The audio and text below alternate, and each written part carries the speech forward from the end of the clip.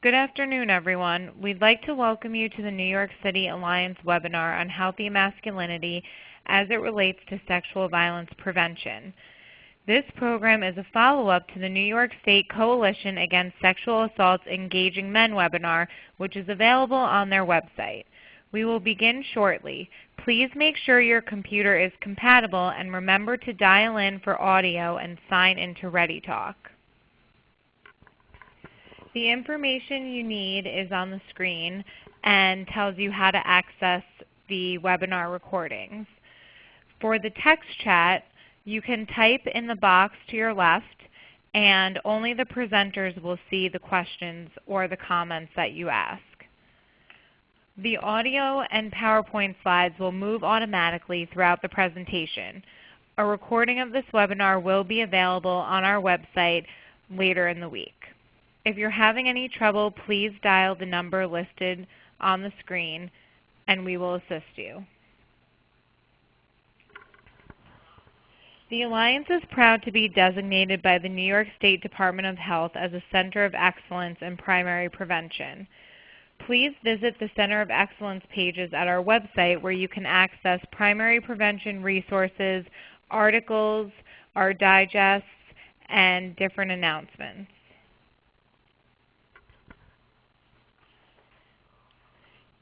The vision of the Alliance is that we envision a city free from sexual violence, and our mission is to prevent sexual violence and reduce the harm it causes through education, advocacy, and research.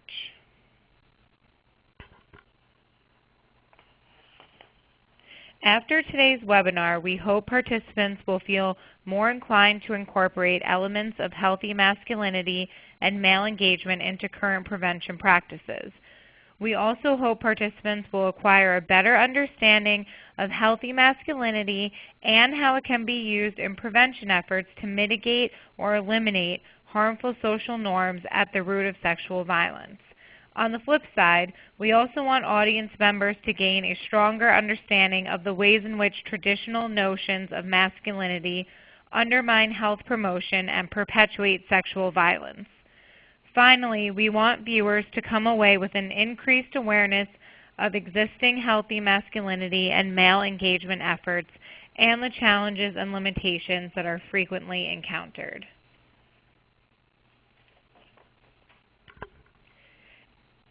If we take a look at the guiding documents provided by the New York State Department of Health for rape crisis and sexual violence primary prevention programs, we see a focus on engaging men and boys as well as youth, especially high-risk youth including LGBTQ. The DOH-RFA stresses the need for healthy masculinity programming in sexual violence primary prevention education by encouraging the use of at least one of the following national curricula. You see them listed on the slide, and they include the Council for Boys and Young Men, Men of Strength Clubs, which is a component of Men Can Stop Rape, Expect, Respect, and Mentors in Violence Prevention. We will briefly talk about other curricula and simple activities to engage men and boys in discussion on healthy masculinity. Nation et al.'s 2005 list of 9 principles for effective primary prevention efforts has also been assimilated into New York State prevention work. Listed here are 4 of these concepts that most directly apply to healthy masculinity programs, which should be empirically based, appropriately tailored for the audience, and initiated early enough to have an impact on the development of the problem behavior. In addition to these guidelines, 2 complementary models, the Spectrum of Prevention and the Social Ecological Model, have been used to create a framework for prevention approaches which must target the underlying conditions and harmful cultural norms at the root of sexual violence by changing attitudes, beliefs, and behaviors within at least 2 of the 4 levels of the Social Ecological Model. Prevention literature suggests that many of these harmful norms, such as objectification of women, violence tolerance, oppression, and traditional constructs of masculinity, can be tempered by fostering and promoting healthy masculinity. This is why there has been a push to eradicate the harmful expectations and stereotypes our society teaches boys about what it means to be a man. We will take a look at norms associated with traditional constructs of masculinity and how they have been implicated in the creation of environments where men's violence against women, girls, and other men has been normalized and accepted. We will briefly summarize ways to combat the perpetuation of these harmful norms, and our guest speakers will discuss the meaning of healthy masculinity and how it relates to sexual violence prevention and health promotion. So for our first interactive text chat question, we want to know, what are some harmful notions of masculinity that enable, promote, and condone violence? So please type your responses in the text chat window. Only the presenters can see your answers, but I'll read them aloud as they come through. Okay, so Eric's saying he hits you because he likes you. Veronica said that masculinity equals domination. That's definitely a good point, and we'll talk about that more later on in the webinar. Christine says that somehow men are different than women and not at all human. That's another really great point. And although we're talking about unhealthy masculinity and ways that men can use their strength in an unhealthy way, we definitely don't want to villainize them or isolate them. Jackie says women like to be physically pursued for sex, like it to be forceful. That's definitely a misconception that some people have. Whitney says he's jealous of other men when he truly loves you. And Catherine says anger is the only acceptable emotion for men to express. So that last one is definitely something that we're going to address, and we're going to speak about how men have been socialized to replace certain emotions with anger and dominance.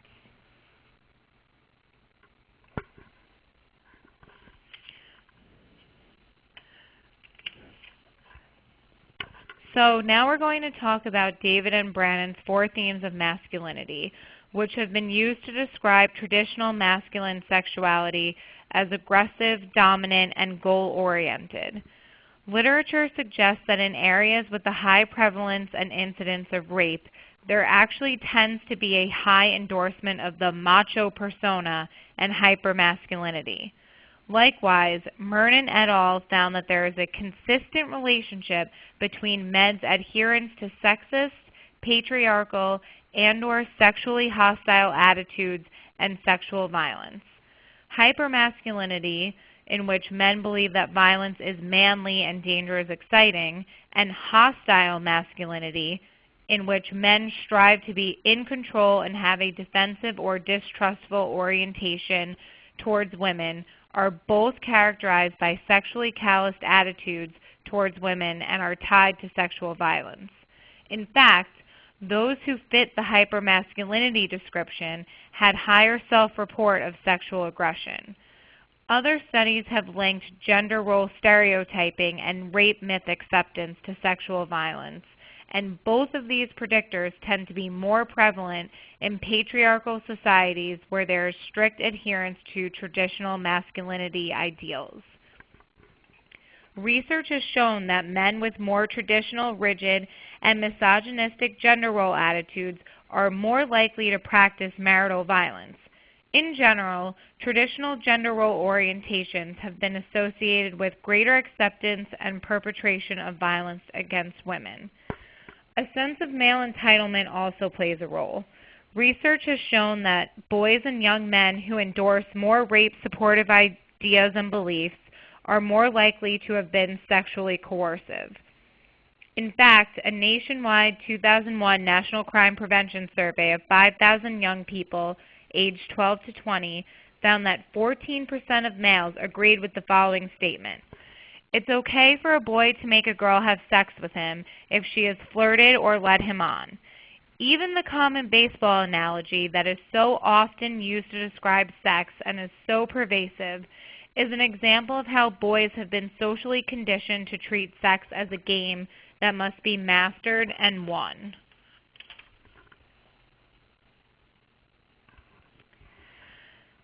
Sexual assault awareness campaigns typically have tended to target potential victims and instruct them on how not to get raped, as opposed to teaching potential perps to not rape. Not only does this ignore the root cause of the problem, but it often leads to victim blaming after the assault.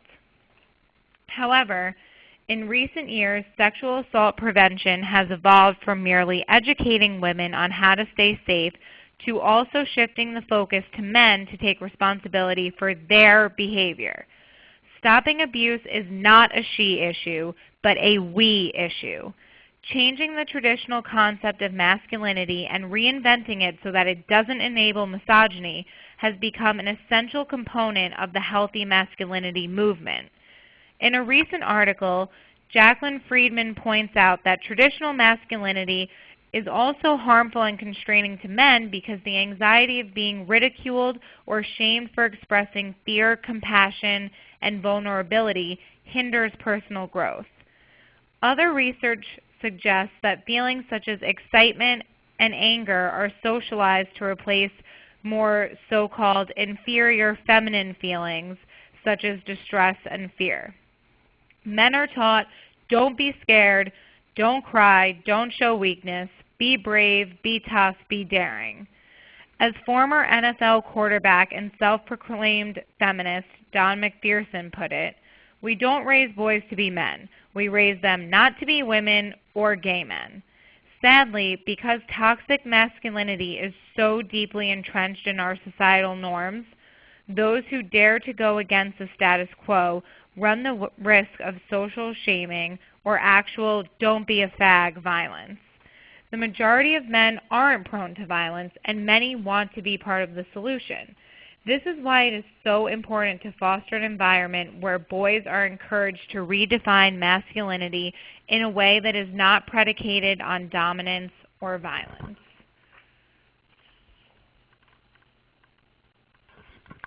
So for our next question, I'd like you all to type into the text chat window how you define healthy masculinity. What does it mean to you? Okay, so Catherine says, freedom to experience and express a full range of human emotions, freedom to be vulnerable in relationships. That's definitely a good point, and as we said before, typically boys are socialized to replace so-called more feminine emotions and display those with others. Okay, Sarah said having respect for everyone and respectful emotional responses. And Melissa said to be understanding. All right, great. Thank you for answering that question. Okay, so our next slide discusses defining healthy masculinity and how to talk about it with boys and young men. So when talking about masculinity, it's important to keep 5 critical themes in mind. For many boys and men, it might be the first time they've been asked about this topic, and it might be difficult for them to make the initial connection between violence against women and healthy masculinity. It's important to meet them where they're at. In other words, avoid making assumptions or attempting to sway them in a specific direction. Your role should not consist of telling them they're wrong, but it is okay to challenge their ideas in order to engage them and to force them to think critically about what healthy masculinity actually means. Although it might be tempting to convince your male audience to adopt your personal definition of masculinity, try not to influence their opinions. The point is to help males think critically about the concept and to help them feel comfortable exploring alternative notions of masculinity. Your goal is to help them see other options so they can consciously make their own decision. You should also ask males to identify healthy masculinity role models and have them explain why these people were chosen. Ask them how these men show strength in their relationships and how they treat people. Helping them to see how the men they respect do not fit the stereotypical mold of masculinity will help expand their understanding of the concept. We actually joined forces with Columbia social work students who conducted a survey that asked this very question. The results and process of that will be discussed briefly later on, time permitting. But essentially, most of the respondents who were approached chose males who they knew personally to be their healthy masculinity role model. So people who provided care, wisdom, guidance, or support. However, many of the respondents had difficulty grasping and understanding the question. Many asked for clarification, which suggested that the subject of healthy masculinity may be abstract. So as I said in the first bullet point, sometimes it's hard for people to make the connection between healthy masculinity and violence, and even more of an issue is the fact that some people don't even know what healthy masculinity means. They've never talked about it. They've never been exposed to it. And the study that we did with Columbia actually illustrated this in that it just seemed like such a foreign concept. Perhaps this stems from the fact that until recently this topic was somewhat absent from our culture. Men don't frequently celebrate healthy role models, whereas for women, counter-storytelling is much more prominent. If you think about headlines, magazine articles, and workshops for young girls, a lot of these focus on awesome and radical and strong female role models and girls who are, paving the way for other women, and that's not something that we typically see for men. So the next thing that we advise you to do in discussing healthy masculinity is to talk about how the ideal man is portrayed in the media and the ways in which this ideal differs from the role models listed above. So what qualities and attributes are lauded by the media versus what qualities do you value and do you hold to be the ideal of healthy masculinity? We also recommend that you discuss how conventions of traditional masculinity have helped to normalize negative behaviors such as street harassment, objectification of women, sense of sexual entitlement, and use of physical intimidation. So while traditional masculinity does not necessarily always lead to violence, it does support male domination of others, which I think someone mentioned before in the text chat, that unhealthy masculinity is usually associated with dominance. It's important for boys to understand that socially sanctioned behaviors that stem from male domination, such as street harassment and the things that we mentioned before, are often a precursor to violent behavior. It also creates this permissive culture where violence is excused and victims are blamed, and the whole boys will be boys adage is used to explain away harmful and destructive behavior. Finally, many men who refrain from violence think that that's enough, but males should be encouraged to play an active role in eliminating violence. Sharing statistics about domestic violence and sexual abuse can help males see that violence is more pervasive than they think. Also, it really helps to discuss ways to get involved. I think it's really useful to try to galvanize people and let them know that there are ways that they can get involved and different activities that they can partake in order to change harmful social norms. Many people don't know about these opportunities, so it's really key to provide some guidance and expose them to the different opportunities that are available. So on this slide, we discuss some important aspects of healthy masculinity that practitioners should emphasize when discussing the concept. Attention should be paid to recognizing unhealthy aspects of masculinity and identifying why these are unhealthy. Go further and help your audience to come up with ways to counteract these conventional norms and behaviors. Many programs that work with men begin with an exploration of rape culture, but they tend not to offer concrete ways for men to deconstruct rape culture in their personal lives. So as I mentioned on the last slide, a lot of men don't really know how to address the issue or be part of the solution. So healthy masculinity problems should really build on men's willingness to be part of the solution to end sexual violence and engage them as allies. So again, reinforcing this point, it's really important to mobilize men as allies and get them involved.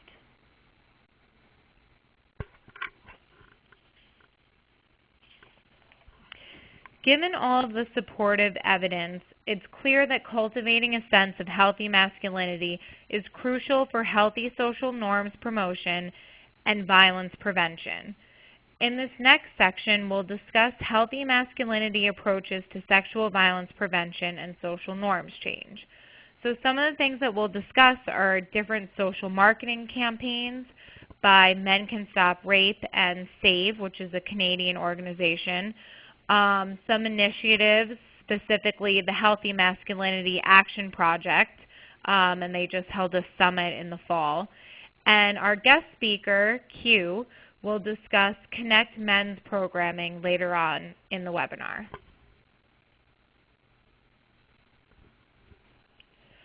Social marketing campaigns have actually been proven to be pretty effective and are largely based on the social norms approach, which posits that people tend to have unrealistic assumptions about the social behaviors of others, and they use these assumptions to guide their own decisions and actions. The impact of these campaigns has been well documented in other public health arenas, specifically substance abuse. For instance, most college students have been found to overestimate the amount of alcohol that other college students drink, and then they use this misperception to explain their own drinking behavior. Studies on sexual violence suggest a similar outcome in that males are heavily influenced by their beliefs about others' actions and their beliefs. Men tend to underestimate the value that others place on consent and the willingness of men to intervene against sexual violence, and men's adherence to consensual sexual activity is largely impacted by their perceptions of norms. As a result, social marketing campaigns are a valuable tool in helping to change misperceptions of norms. The campaign run by Men Can Stop Rape seeks to mobilize men to act as social justice allies in preventing sexual and domestic violence. My Strength is Not for Hurting and Where Do You Stand both challenge traditional ideas of masculinity while trying to encourage activism through bystander intervention and denouncement of unhealthy masculinity, dominance, power, and aggression. A similar behavioral marketing campaign called Don't Be That Guy also recognizes the need for social norms change, healthy masculinity, and male accountability. Distribution of these posters began after a surge in alcohol-related sexual assaults, and a study cited by the campaign showed that an alarming 48% of 18 to 25-year-old men surveyed did not consider it rape if a woman was too drunk to know what was going on. These ads challenge aspects of traditional masculinity and harmful social norms, specifically the sense of entitlement in regards to sex and access to women's bodies. So as you can see in the first one, the guy is helping the girl home, and you can read the message there. Just because you help her home doesn't mean you get to help yourself. And basically the point of this social marketing campaign is just to tell guys, like, don't be guilty of, succumbing to traditional notions of masculinity where there's feelings of entitlement for sex. So the Healthy Masculinity Project is a 2-year national initiative that seeks to raise awareness on how healthy masculinity intersects with sexual violence prevention and overall well-being. The movement is spearheaded by Washington, D.C.-based Men Can Stop Rape in collaboration with 5 other well-known gender-based violence prevention organizations and 35 other allies. The objective is to develop resources, best practices, and educational tools to promote healthy nonviolent masculinity, including specific action plans for engaging men and boys in violence prevention. The Healthy Masculinity Summit was held in October 2012 and kicked off the official start of HMAP. Hundreds of industry leaders from various sectors met to strategize on ways to engage men and boys on healthy masculinity. With keynote speeches such as "What is healthy masculinity and how can it benefit our lives?" the summit explored how healthy masculinity can positively impact society.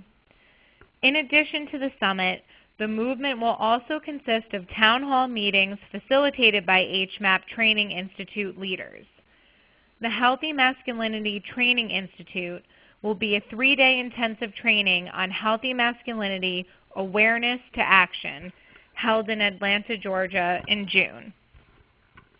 It will mobilize HMAP ambassadors and equip them with tools to present in schools and local forums on the importance of healthy, nonviolent masculinity.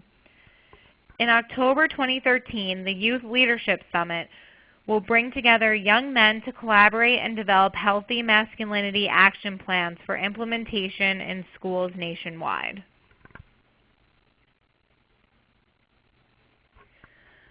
The summit relies heavily on using storytelling and awareness and action breakout conversations instead of lectures and presentations. HMAP organizers will use the anecdotal data collected throughout the summit to create a body of knowledge that will shape future work. The diagram on the slide illustrates some of the topics discussed with relation to healthy masculinity. Several take-home points were that when it comes to fatherhood, many men feel more comfortable showing their love through financial assistance rather than through physical and emotional support.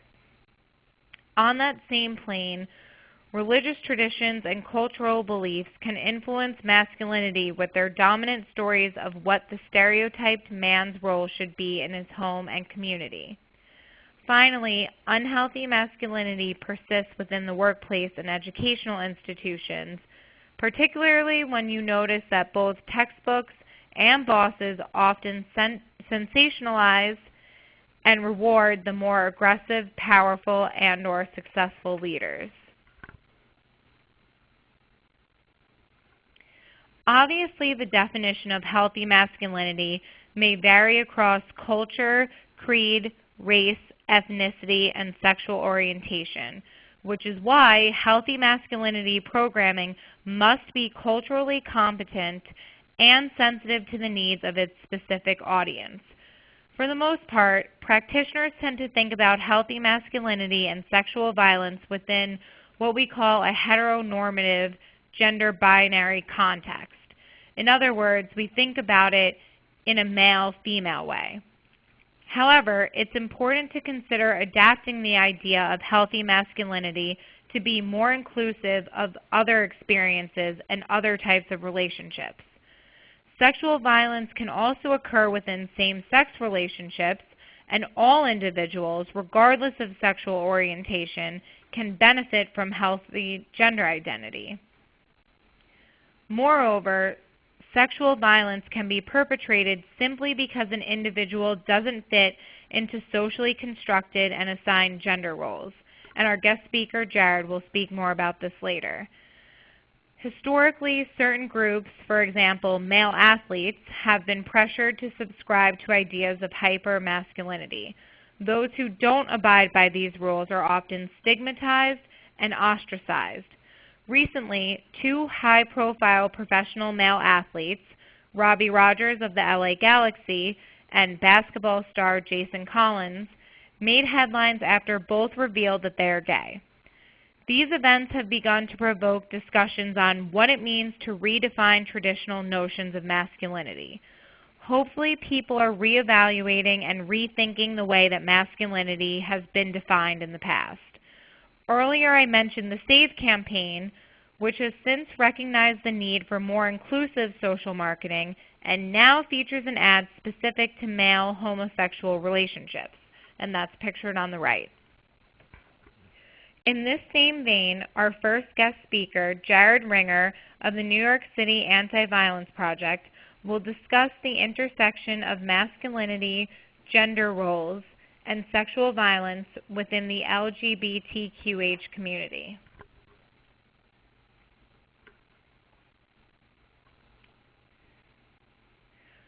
So we'd like to take a moment to welcome our first guest speaker, Jared Ringer, Hate, Violence, and Sexual Relations Program Coordinator at the New York City Anti-Violence Project. And he will discuss how healthy masculinity relates to the specific audience that his organization serves. Thank you. Please stand by.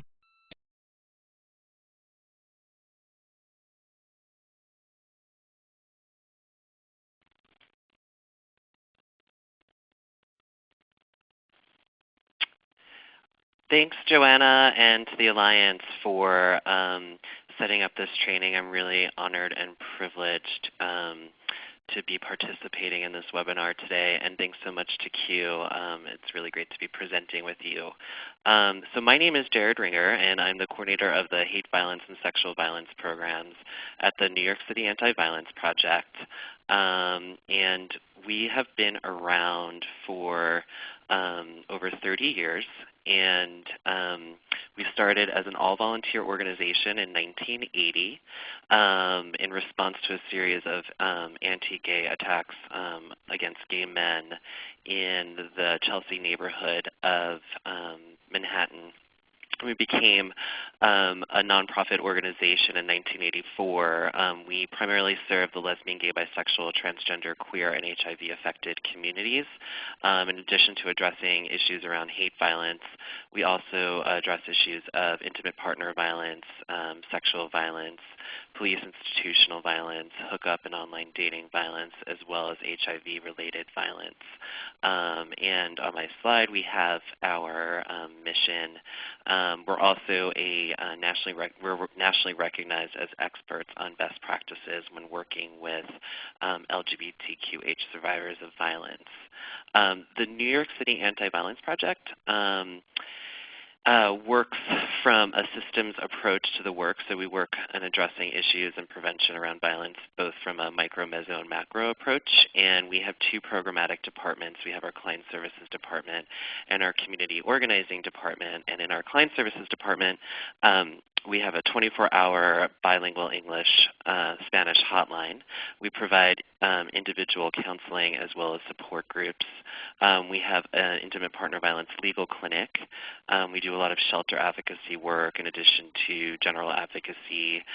We do accompaniments to hospitals, precincts, courts, the DA's offices, as well as medical and mental health services. And we also support survivors with filing applications for Office of Victim Services. And we also do a lot of community organizing and public advocacy work through our Community Organizing Department. We do have an Education and Training Institute. We do a lot of rapid incident responses to incidents of violence. We do a lot of coalition and collaborative work involved in movement building. We have a Speakers Bureau program. We train folks for our hotline, and they become DOH rape crisis counselors certified after they complete the training. And we also coordinate the National Coalition of Anti-Violence Programs, which is a program of the New York City Anti-Violence Project, which is made up of over 40 local anti-violence projects throughout the United States and 2 in Canada. In addition, AVP provides community-based counseling services throughout the 5 boroughs, in addition to the outreach that we do all across New York City. We're at the Brooklyn Family Justice Center, the Bronx Family Justice Center, Staten Island LGBT Community Center, and Make the Road in Queens, in addition to our collaboration with Citywide Harm Reduction Community Healthcare Network and Bronx AIDS Services in the Bronx, which primarily serves transgender women of color. So what I'm going to talk about is how LGBTQ communities are impacted by sexual violence, along with the influence of gender roles and expectations around the narrow definitions that our culture and society has of masculinity. And we very much work from an anti-oppression approach, and with the understanding of how intersectionality plays into the experiences of violence that our communities face. So just to begin, I just want to review some of the language and terminology that we use here at AVP, and my guess is that many folks on the call or on the webinar have an understanding of LGBTQ identities and communities. So this is just the standard acronym that we use at the Anti-Violence Project. So lesbian, gay, bisexual, transgender, queer, in addition to HIV-affected folks. And so lesbian, gay, bisexual is connected to sexual orientation. Transgender identity or identities is an umbrella term that we use that's inclusive of many different gender identities and gender expression. And queer is a term that has more recently been used by many more community members to identify either their sexual orientation and or gender identity. It's more of a political term in terms of reclaiming a word that had been previously used in a derogatory way against community members. So in talking about violence, and specifically sexual violence in LGBTQ communities, we really focus on the definitions of sex and gender, or the binary gender system that our culture and society has, and the enforcement of that rigid binary gender definition and expectations of roles and expression of gender.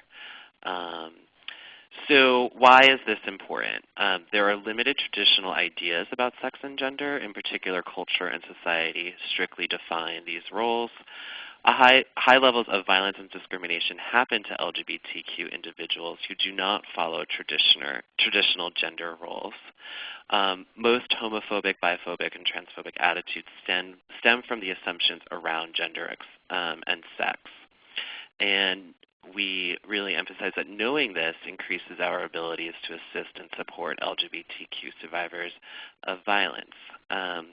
Specifically, when we're looking at misogyny and healthy masculinity, it's important to note the influences of heteromisogyny, patriarchy, sexism, as well as transmisogyny, patriarchy, and sexism, and the influence and the impact that these forms of oppression have within LGBTQ communities, in particular amongst cisgender gay men or non-transgender gay men. There is lots of rigid definitions of masculinity within gay male culture.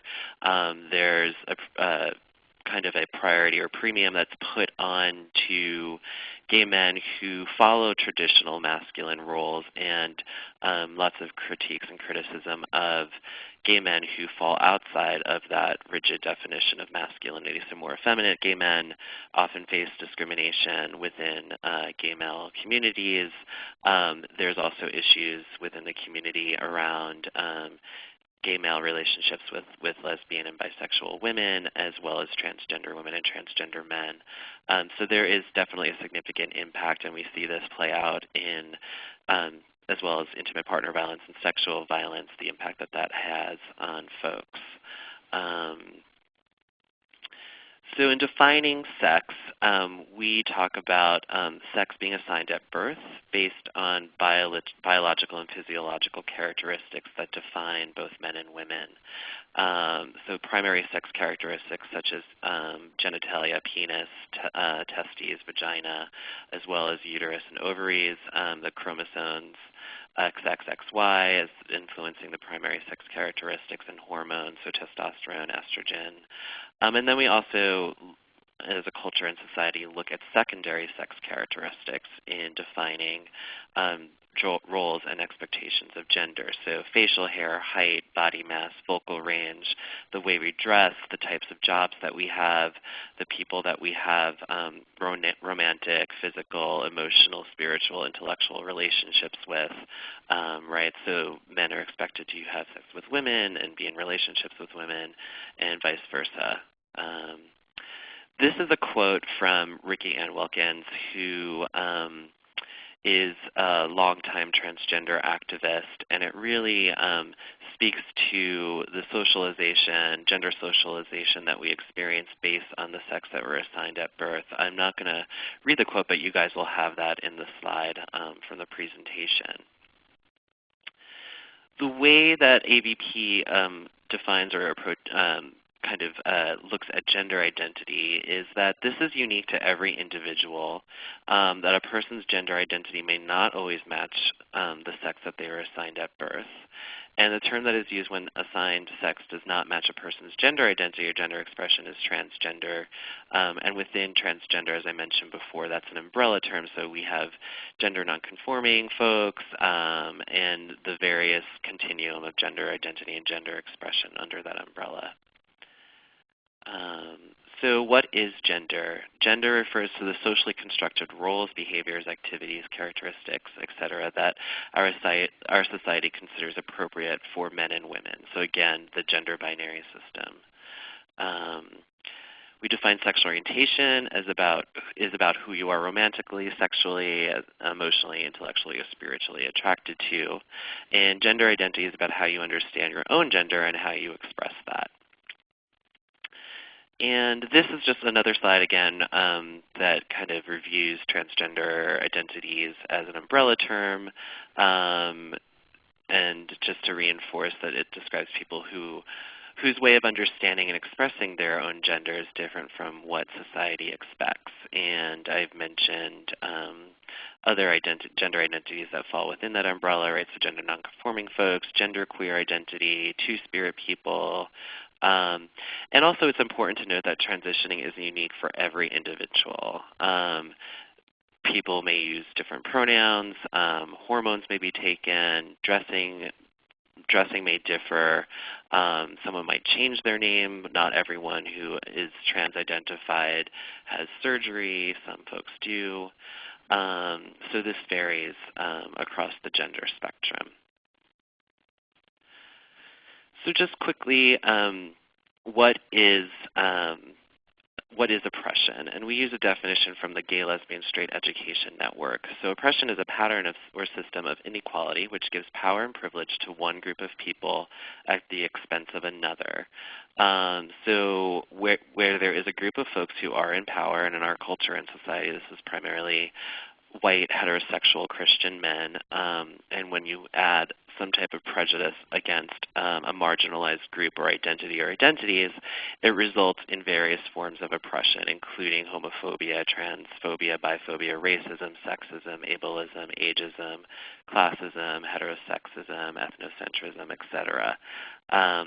We do, as I mentioned earlier, very much work from an approach or an understanding of intersectionality, and that many of the folks that we work with, in addition to their sexual orientation and or gender identity, are also experiencing these other forms of oppression.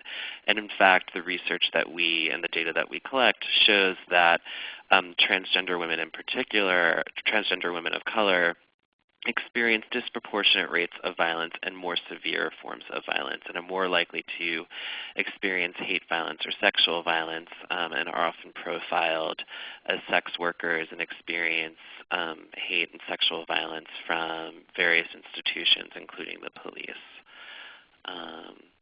So some of the forms of discrimination that we see as a result of oppression, I just read down that list, which is on the slide, as well as the different levels, right? So interpersonal experiences of discrimination and oppression or microaggressions, community forms of discrimination, and then institutional and political systems that enforce various forms of oppression. so again, some of the examples that we use for discrimination, using anti-LGBTQ slurs or harassment, family rejection, outing someone, hate violence, sexual violence, intimate partner violence. I mentioned profiling of LGBTQ people, access to health care and mental health care, issues with criminal legal systems, as well as the various social services that folks may experience discrimination, hate violence from. So in terms of sexual violence and discrimination and myths about LGBTQ communities, LGBTQ folks are often identified as outsiders, sexual deviants, and are scapegoated as perpetrators of sexual violence. Therefore, they may face discrimination when seeking or asking for help. Homophobia and heterosexism in our culture puts LGBTQ people at greater risk for sexual violence.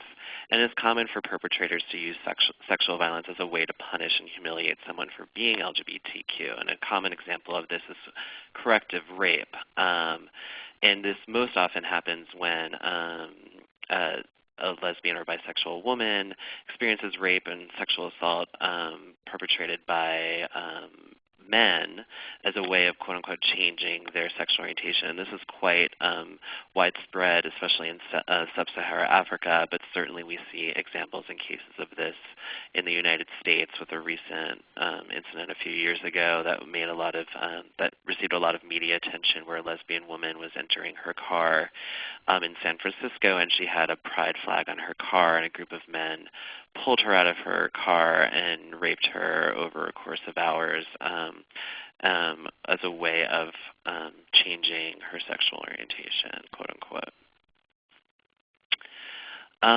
And then there's just various assumptions about, additional assumptions, again, about LGBTQ folks, that they're pedophiles, promiscuous, or asexual freaks, or inherently abusive involving strange sexual practices, or they're just people who have just had bad experiences with the opposite sex. There is fetishization of identities, in particular in heterosexual male communities of lesbian and bisexual women, as well as transgender women. And then there are these assumptions impact how LGBTQ-related sexual violence incidents are treated by first responders, medical staff, and mental health professionals. So that concludes my PowerPoint presentation, and I know that we did receive a question about male privilege being a component of sexual violence, and how is this explained when you're looking at same-sex relationships and intimate partner violence in particular, when we're talking about lesbian women. And I certainly would agree that male privilege is a component of sexual violence, but when we're talking about intimate partner violence, certainly we really approach that as a pattern of power and control, which is similar to heterosexual relationships, but also so that we use that often as an explanation when it comes to intimate partner violence. But we do, and also it changes our concepts of who an offender is, right? So we, traditionally we think men as being offenders of sexual violence and perpetrating that against women, but certainly women can be offenders of sexual violence and intimate partner violence, and we certainly see that among same-sex couples and stranger sexual violence as well. So thanks so much, and I really, again, appreciate all the work that Joanna and the Alliance has done in putting this webinar together, and I am excited to hear Q's presentation, and thank you so much. Take care, everyone. Thank you. Please stand by. Quentin Q. Walcott, Co-Executive Director of Connect NYC and recipient of Now NYC's 2012 Susan B. Anthony Award. Welcome, Q. Thank you, Joanna. Thank you to Jared, co-presenter, and I'd like to thank Mary Haviland and most importantly all the participants for joining us for this conversation. Okay, I'll just kind of jump right into it. I have 6 quick slides, but I just wanted to kind of tell you what Connect's mission is. Connect is dedicated to preventing interpersonal violence and promoting gender justice by building partnerships with individuals and communities we strive to help change the beliefs, behaviors, and institutions that perpetuate violence through legal empowerment, grassroots mobilization, and transformative education. We seek to create safe families and peaceful communities. I'm going to concentrate on Connect Men today, but I just want to quickly go over some of the programs that we have at Connect. And the main program, which all of the programs kind of fall under, is the Community Empowerment Program. And in that, we have Connect Training Institute, where we train. This year alone, we've trained 650 people to either work with abusive men and boys, women and girls who are survivors or victims of violence, and also children who witness violence. We have a Connect Men program, which I'll get into in a few minutes. We also have a Connect Women and Girls program, where we really seek to empower and celebrate the wisdom and resilience of women through education and support and healing. We have a separate Connect Youth program as well, which enlightens girls and engages boys through empowerment training, self-esteem building, while educating them on dating, gang, and domestic violence prevention strategies. And we have a Connect Faith program, which I really want to kind of highlight, because a lot of our work really started with engaging faith communities, and our goal is really to collaborate with diverse faith communities to create strength in response to gender and family violence. And then we have a direct service piece, which is really our only direct service piece, is our legal advocacy program, where we assist victims of domestic violence and sexual violence with law enforcement and judicial responses to the incidents of the abuse that they experience. So those are quickly the Connect programs. But I'm here today to talk about really the work that we do with men and engaging men and boys. And, Connect developed a strategy to engage men and boys because we felt that, one, it was important to really look at, survivors and their relationships.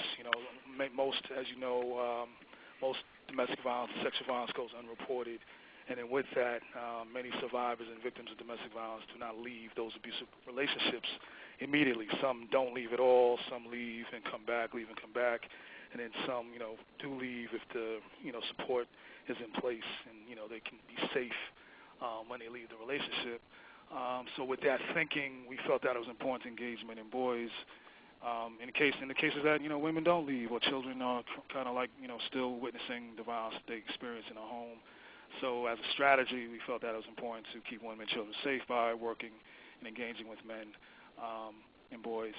And then secondly, to kind of, help change and transform the attitudes and belief systems that perpetuate the violence that they experience, that they perpetrate in their relationships and in the community.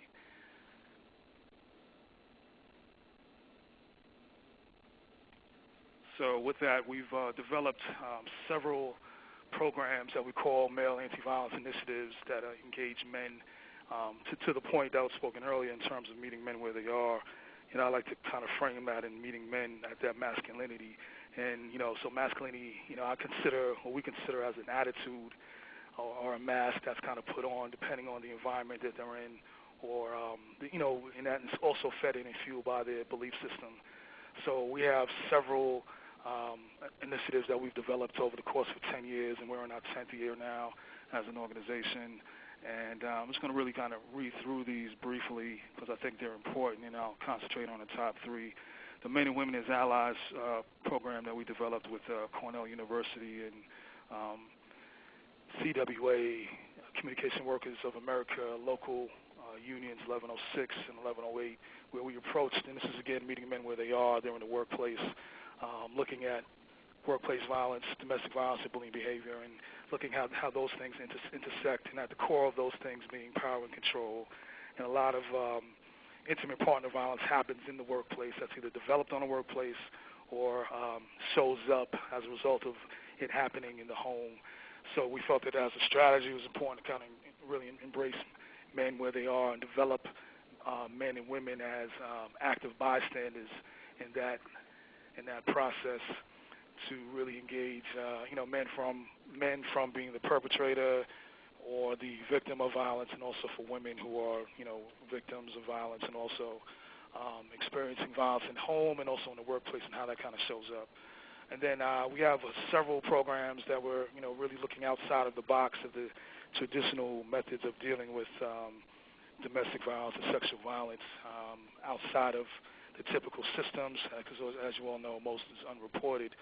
So we have to kind of figure out ways of helping people who are not dealing with traditional systems to do that. So we're developing restorative justice partnerships with organizations, and really looking at community circles and circles of accountability, and also working with alternative to incarceration programs, and really making that link between people who experience violence and particularly witness violence, get involved with other forms of community violence and making that intersection for them. So that's important. And also I'll work with reaching out to abusive fathers and men and young men through our training. We have in-depth intensive training looking at how teaching people in the community, professionals and non-professionals, how to really engage fathers who have been abusive in their relationship and young men and what have you. So all of our training is really a reflection of manhood, masculinity, entitlement, privilege, and also how we're socialized as men and boys in society, and what that has to do with different forms of violence. So the three pieces that I really wanted to concentrate on today that really demonstrate our work in engaging men and boys and looking at sexual violence and domestic violence and other forms of violence is firstly is we have a group called Hombres Delegando for men who are undocumented or documented here in New York City, who are experiencing different forms of xenophobia, racism, other forms of oppressions that they experience just in their day-to-day lives in New York City. But at the same time, they're feeling hopeless and powerless. They go home in their relationships where they feel entitled, and they feel that they're in a position of power to really abuse their families and particularly their intimate partners, and also not just through domestic violence and physical violence and psychological violence, but a lot of that is also connected to rape and also other forms of sexual violence. So we developed this program, which has been running for about 4 or 5 years now, where we look at the issues that they're facing, either from being a man, their struggles with their masculinity based on their cultural beliefs and ethnic beliefs around how they are positioned in society, and particularly in their relationships and their families.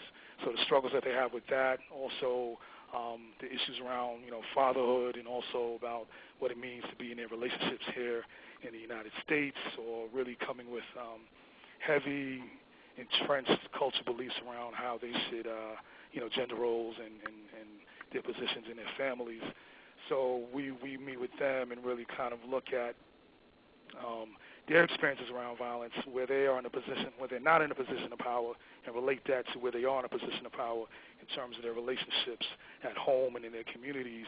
So a lot of that conversation is really for them, their experiences around racism, and then them not being, benefits of that, and they're oppressed by, systems of race, system of race. And then also kind of for them to understand that they do have power in terms of sexism and in terms of relationships. So to have that conversation with them around sexism and domestic violence and sexual violence is really to talk to them about race, where they don't have power and where they do have power. So that's a really effective tool around having conversations around healthy and unhealthy masculinity, and coming from a cultural context as well. So that's very important. And then we have a program, a manhood development series for young men that we've been doing, where we reach out to, sadly, we reach out to middle schools, high schools, and also college campuses, and then, young men who are, of school age and not necessarily in traditional schools. So we have this Reinventing Manhood project, which we call REMAP, and we've been doing that for many years, but recently we got a grant from Robert Wood Johnson Foundation to really look at how can we engage men and boys in single-gender groups and in high schools and charter schools, and have this conversation around. Let me actually skip to that slide here, where we engage them around these critical conversations, and really developing and transforming their ideas around manhood, masculinity, entitlement, in terms of how we're socialized to be men and young men in society, and really developing a critical consciousness around that, and looking at that through a race lens, class lens, sexual orientation, and trying to really developing an agenda analysis and teach them critical thinking around some of these belief systems that we're kind of born in and we benefit from in society. So that's very, very important. That's a very, very important project. And using video game design as a way of having these conversations, because as you all know, and many people on this webinar, play video games. No matter how old you are and how young you are, but video games, just like other forms of media, are very powerful in a sense of really developing and establishing the ways that men and women should show up in society or do show up in society.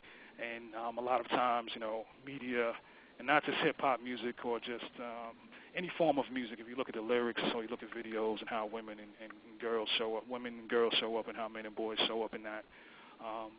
So it's important. We do a lot of that using, media and pop culture, and then using this method of really having these young men designing their own video game.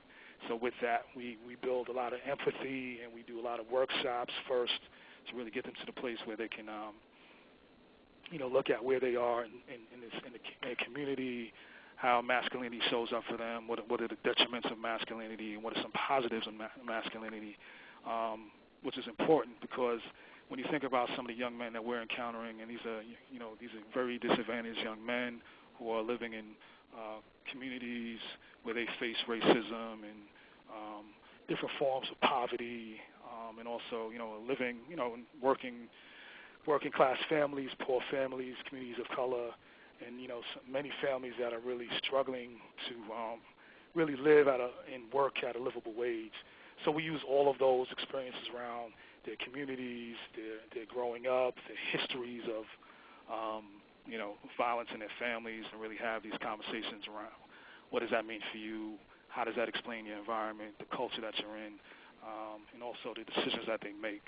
And one thing that we found was that about 80% of the young people who are involved in gun and gang violence, and there's a huge relationship to sexual violence in terms of gang initiation and group rape and individual rape involved in that culture as well.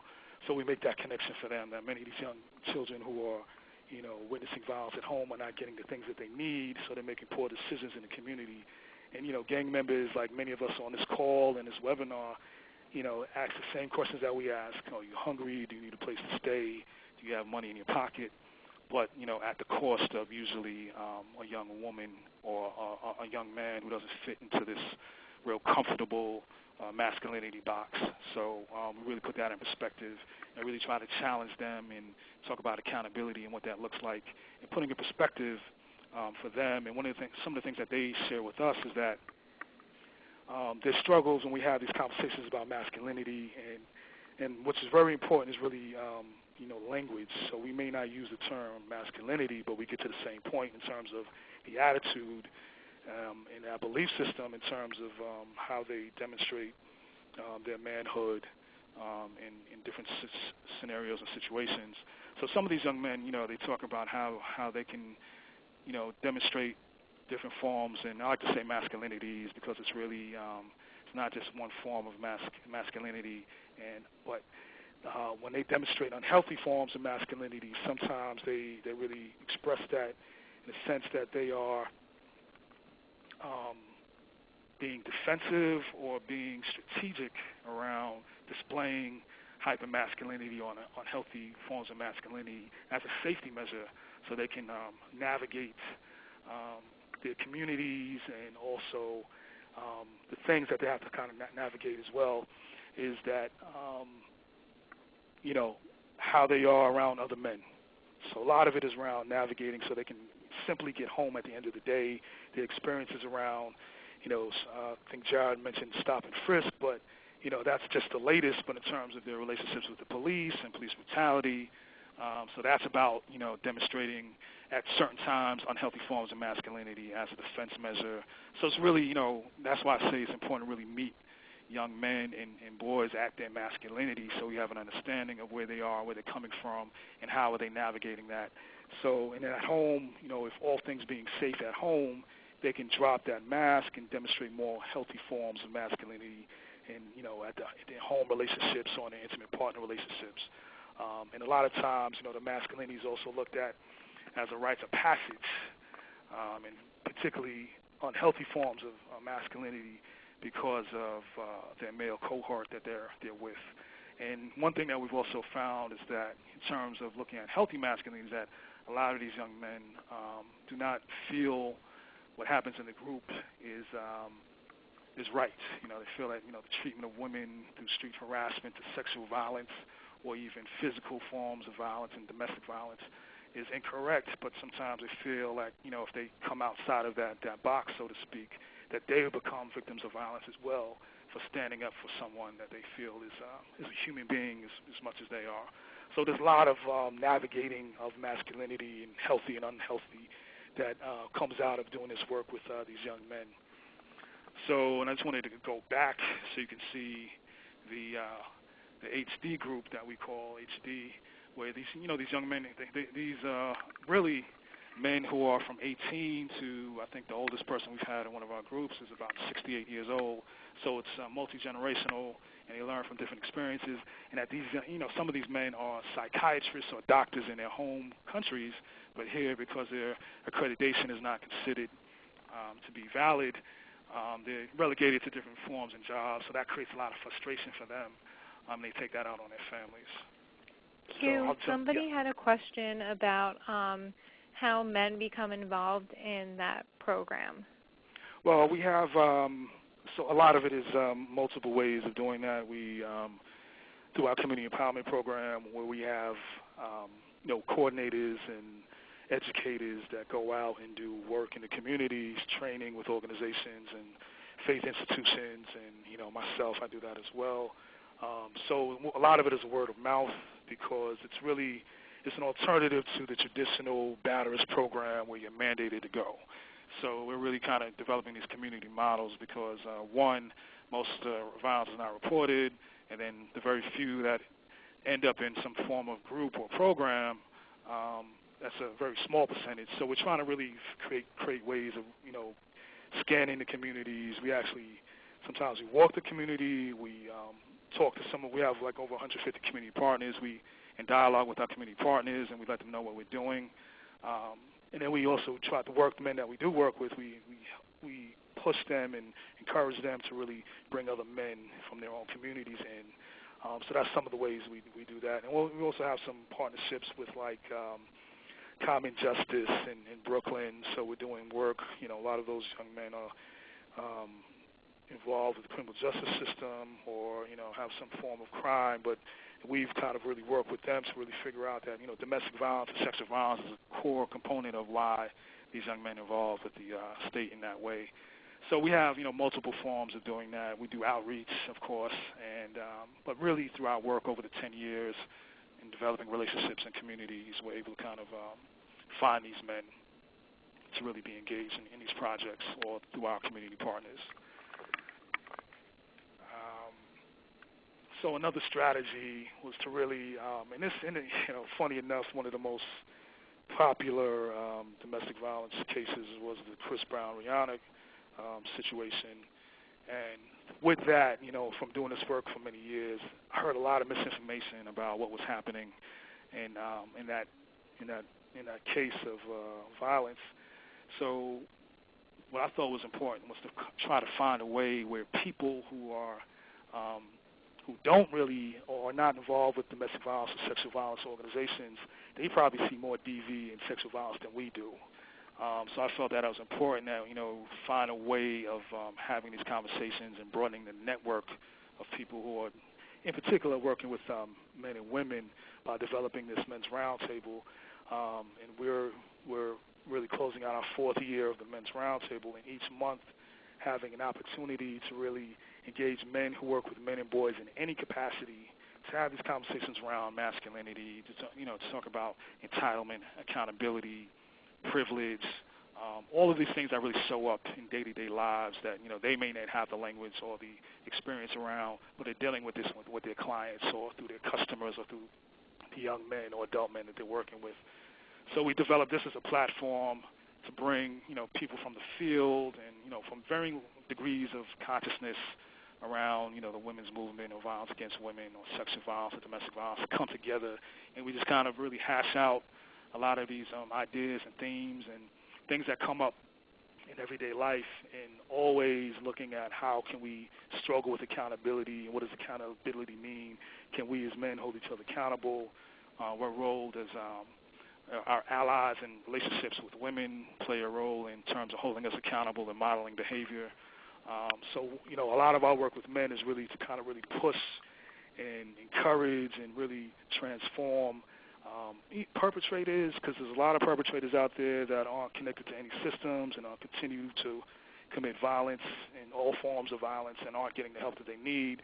So really engaging abusers, perpetrators, lack of a better word, people who are doing harm, and also bystanders who are, I think even more important than looking at perpetrators and abusers, because if they're just kind of standing by and not really stepping up to the plate and saying that, what's happening is wrong, or is either that they don't care or they're benefiting. And I always say that, bystanders benefit from the abusers or people who are perpetrating harm more than the actual perpetrators themselves, because just in terms of how society is and how we show up, because we benefit from that in terms of instilling fear and, just this entitlement that we have in society, even if we don't step up and say what's happening is wrong.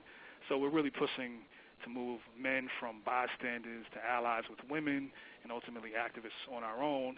And the ally piece is very important for men and women to ally with women and girls, and just like, race movements in terms of blacks, people of color, allying with white folks, and then, gay, straight alliances, those are important, and also transgender communities and other forms of alliances are all important in terms of really progressing and moving people to a different place. So that's one of our major goals, and like even demonstrating through our leadership here at Connect, having co-executive directors, Sally McNichol and I worked together for many years, but now we're in this leadership position because we found that through our work and working with communities around healthy masculinity and what does that really look like, is that it's important that, men and women ally.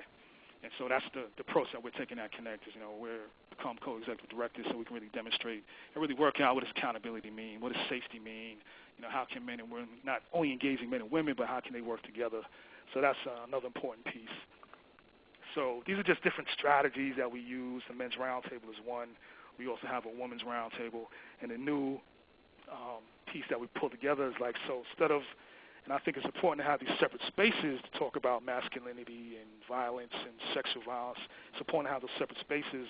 But then one thing that we've done now is created these community dialogues, which we have, I believe it's the second Thursday every month, where we, have men and women come together and really kind of hash out and talk about how do we show up in each other's lives, how can we really develop these alliances, and really, so it's an opportunity to kind of bring what we talk about separately together in a really, it's informal, but it's, facilitated, it's great facilitation. Sally and I do that ourselves, to really have these conversations around, what is healthy, what is unhealthy, about relationships, about sex, sexuality, fatherhood, motherhood, all of those issues that are happening in today's society that sometimes don't, we're not at the table together and having these conversations.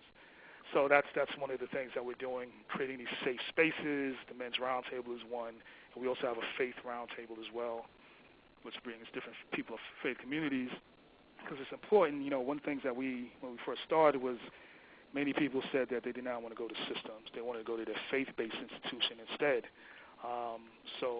But what was happening is that people were sending, survivors would go to their pastor or the imam or their rabbi, and, they were kind of sent home and set to pray on this, and so what that did was it endangered them even further. So many lives were lost.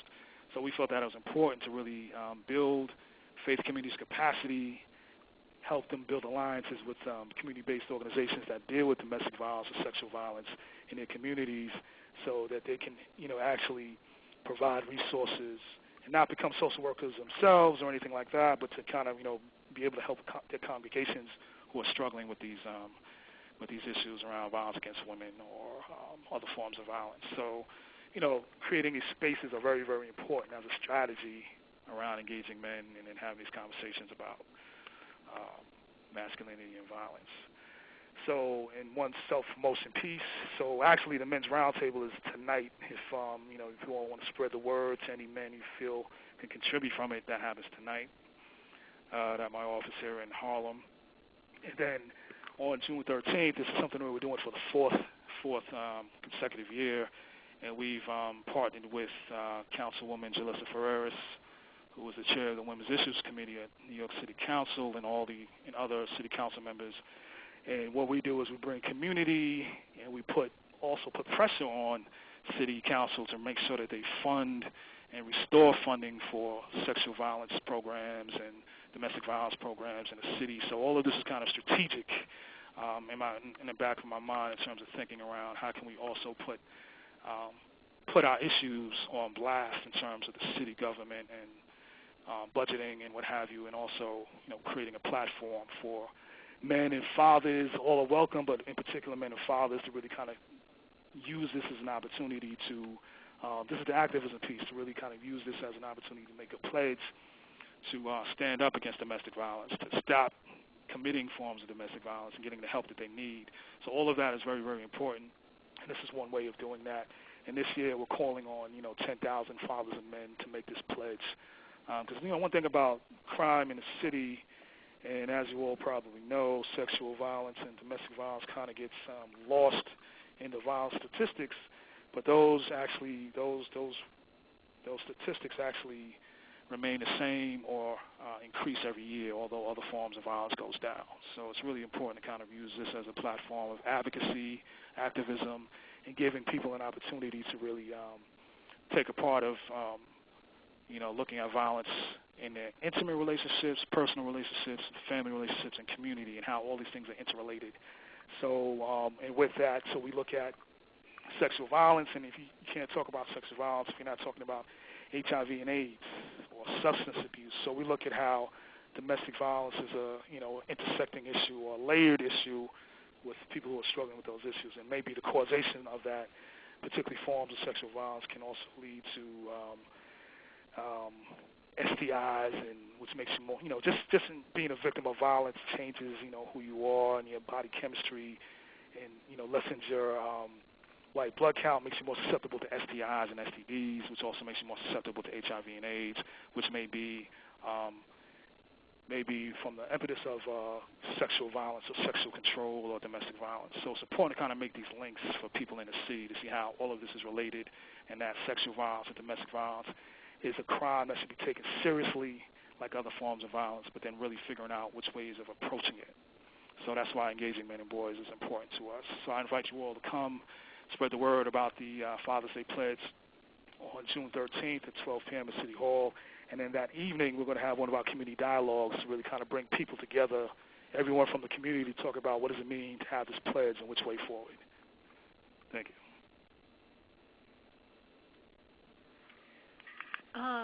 So does anyone have any questions for Q? In the meantime, while we're waiting for questions, someone did have a question for Jared. Jared, could you unmute? Sure. Hello? Okay. Hey. Yeah. So the question was, typically we understand sexual violence to be a result of male privilege. How do we understand IPV in female-female relationships? All right, so that's a great question. Certainly, traditionally we think of heterosexual male privilege as being a component of sexual violence and intimate partner violence, but AVP also looks at the the reasons or why violence happens, in particular intimate partner violence amongst LGBTQ folks, is for similar reasons that it happens in heterosexual relationships, and it may look different in some ways, but we certainly define intimate partner violence in general as a pattern of power and control, and certainly those dynamics can happen in any type of relationship, as you know, and certainly that's inclusive of lesbian relationships or same-sex relationships amongst women. So that's kind of how we look at it. But certainly, you know, as well as the influence that misogyny and sexism has when we're talking about violence and intimate partner violence in heterosexual relationships, we certainly see that those dynamics play out amongst LGBTQ people as well. So it's usually where there's one partner that has a disproportionate level of power and control in the relationship, and that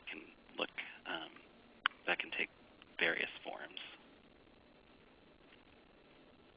All right, thanks. And we're just waiting for some other questions to roll in, but while I have you guys both not muted, would you both like to talk about any challenges or limitations that you've encountered in your work, especially, you know, dealing with healthy masculinity programming? Sure.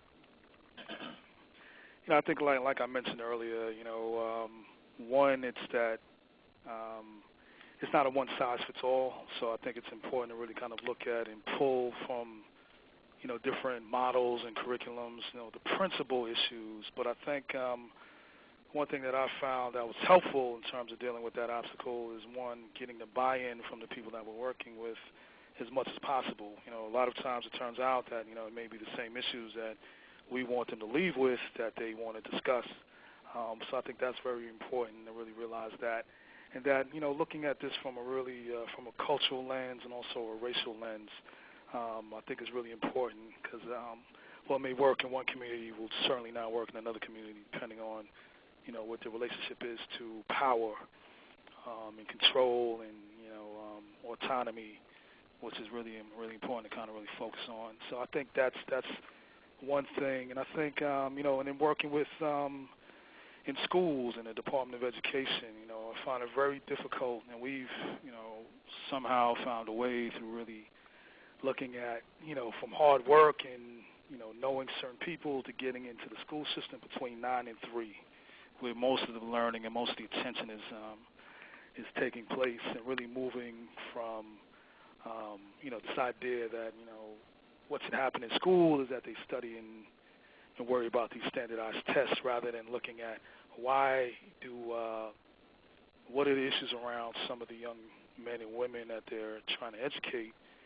They're experiencing trauma, you know, so something that's a really impediment to their ability to learn. So in looking at what type of trauma is that, a lot of that is violence in the home, a lot of that is violence in their communities, so really making those connections and then having these zero tolerance policies and looking at how school to prison or cradle to prison pipelines impact certain communities, and then dealing with all those issues and then having to deal with sexual violence or domestic violence. So just in terms of like the, you know, systemic and institutionalized forms of racism and oppression are always the major obstacle around talking about masculinity. But one thing I always kind of put into context is how masculinity is at the root of a lot of the financial issues that we have in, you know, in the city or even the country around. Is at the core of war, is at the core of other forms of violence that are kind of interrelated. So just those things are, you know, become the obstacles that we face. And then also one last thing is that particularly when we're engaging young people, and, you know, I think, you know, a lot of prevention models are we have to reach the youth and start with the youth because we can change their attitudes now, but the thing is we're not with them all the time. So we have to really, wherever we work with young people, we have to work with the adults in their lives, and particularly reaching out to men. And it's not that young people don't have men in their lives, it's what type of men do they have, or are they demonstrating positive behavior or negative behavior. So we have to really be consistent in the work we do with young people and really have that consistent positive, healthy form of masculinity around them and multiple forms of masculinity around them so they can kind of discern who they really want to be and have some choices and options.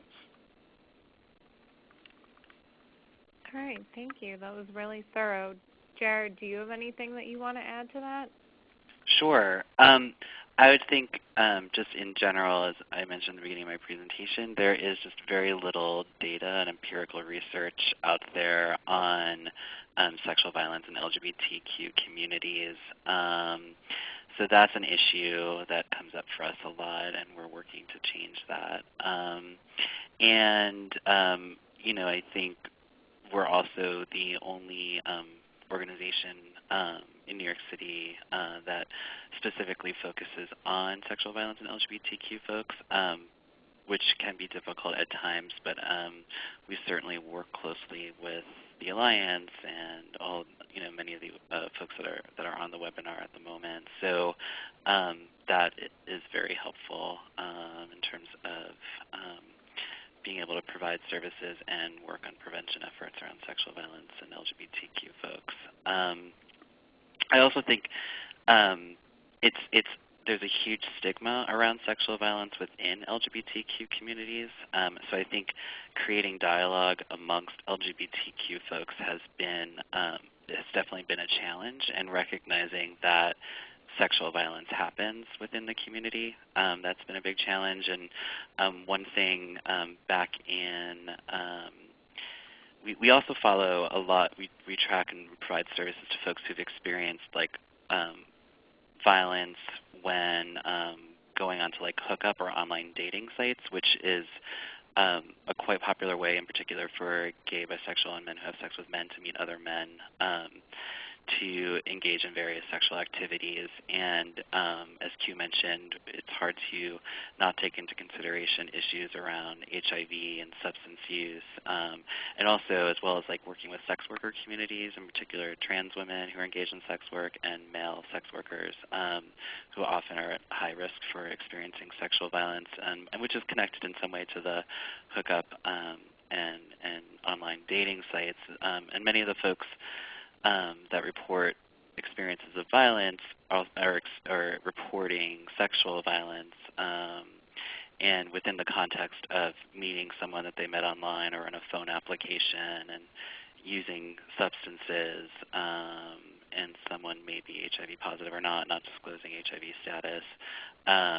And so that's been a huge issue, and also getting some of the hookup and online dating sites to work with us and partner with us and with other community-based organizations that are kind of focused on this issue. So that's been a really, really big challenge, because also many of the men that have experienced the various forms of violence from when meeting folks on these sites understandably do not want to work within the criminal legal system to come to some type of resolution. So we have limitations when we're trying to address these issues with folks often. So that's been one of the big challenges that we've been working on recently. Yeah, and I would like to say thank you to Jared and AVP, because they've really helped us develop our work with the LGBTQH communities. We have, and they're part of our Connect Training Institute, so we offer that 3 times a year, and Darlene Torres comes in and does that section for us and really makes some really important, gives a lot of information to our community partners who come to our training. So I really appreciate, AVP and the work that they're doing. And it's important that, all these organizations exist, and we find ways of, staying connected and collaborating and just staying alive. So, thanks to AVP and Jared and Catherine and Sharon Staple over there. Oh, thanks, Q. We're big fans of you guys, too.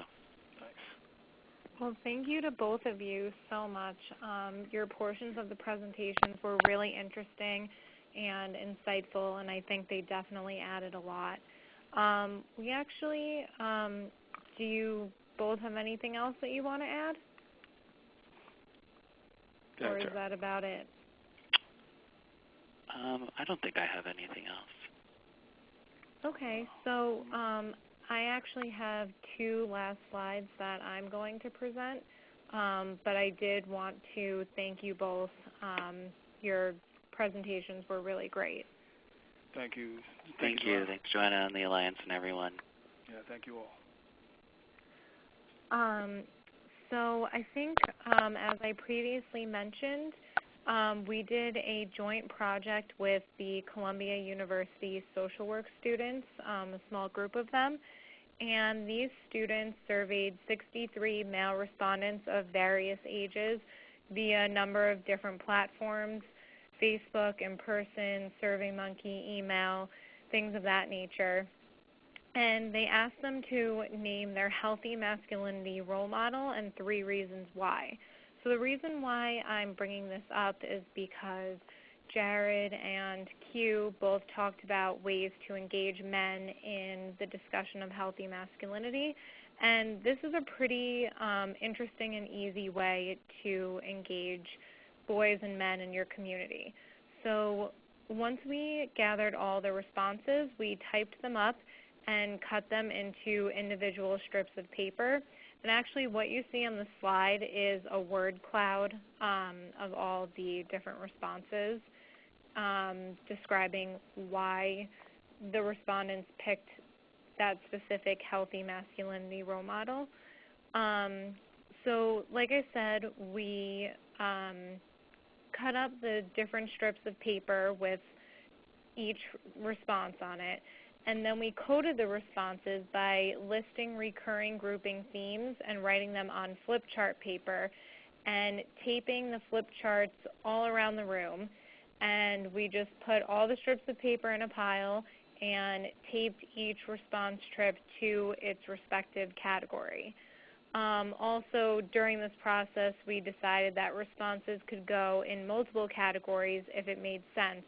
So the total percentage exceeded 100, but this really helped us to visualize the distribution of responses, and it was also a really great and interactive way to engage people in a conversation about what healthy masculinity means to them, what it might look like, what are some of the characteristics, what are the values that are assigned to it, and why people choose the role models that they did.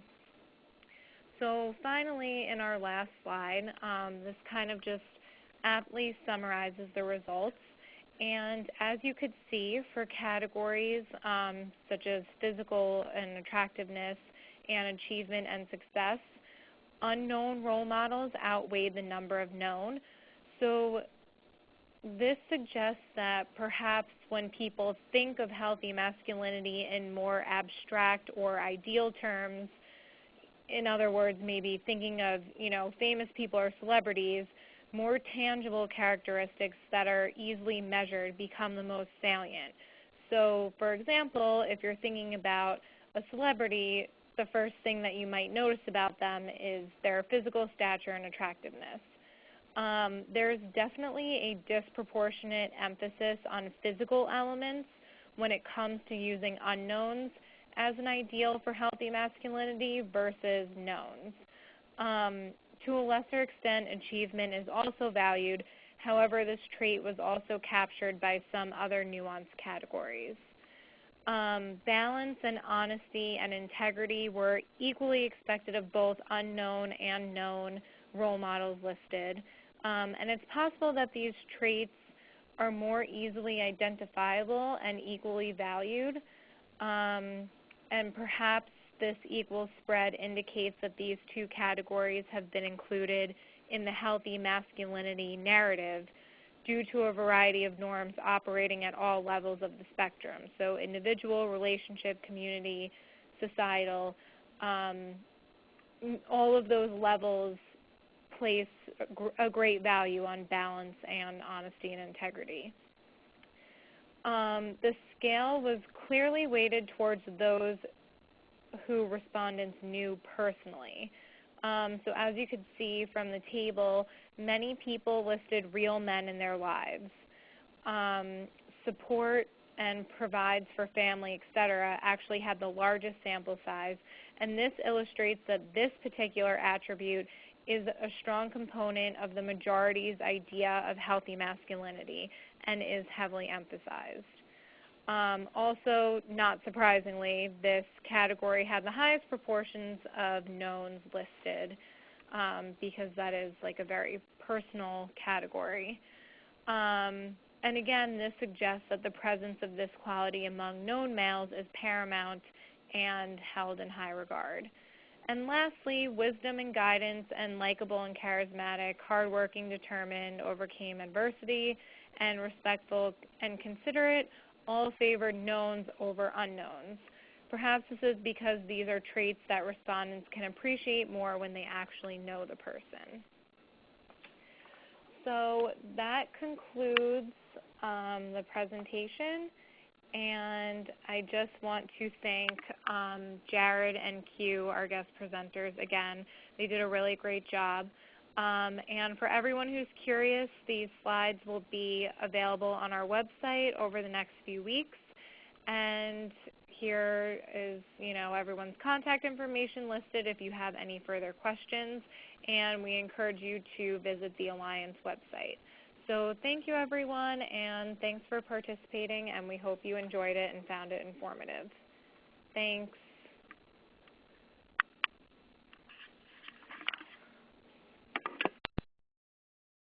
Thank you. Please stand by.